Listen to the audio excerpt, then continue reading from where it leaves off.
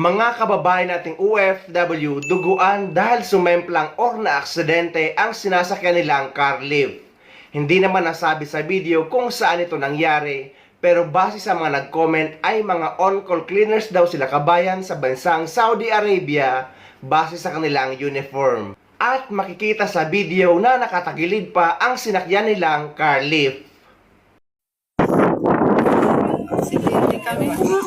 Hindi ko nga alam. Aksidente kami dito. Hindi ko dito sa init dahil nahihilo. Oo, bumalik na nga, di ba? Grasya kayo! Oo nga! Ano, saan ba kami nakasakay? Bas nga, wala siyang ano. Ayan o. Tama. Ayan lang kami. Ito si Valerie. Okay.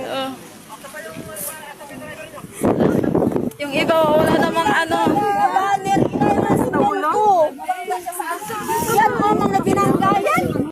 Sana nasa maayos lang nakalagayan sila kabayan, lalo na yung isa na duguan ang ulo. Minsan kasi ay kaskasero ang mga car lift driver na ibang lahi. O kaya naman dahil sa sobrang init ay pumutok ang isang gulong ng sinasakyan nila.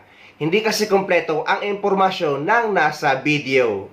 Kaya lagi tayo mag-iingat mga kababayan kong OFW dahil dito sa ibang bansa ay hindi natin sigurado ang mangyayari. At palagi tayong magdasal.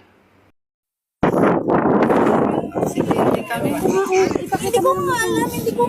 Aksidente kami dito. Hindi ko dito sa init dahil nahihilo. Oo, bumalik na nga, di ba? Grasya kayo! Oo nga! Ano, saan ba kami nakasakay? Bas nga, wala siyang ano.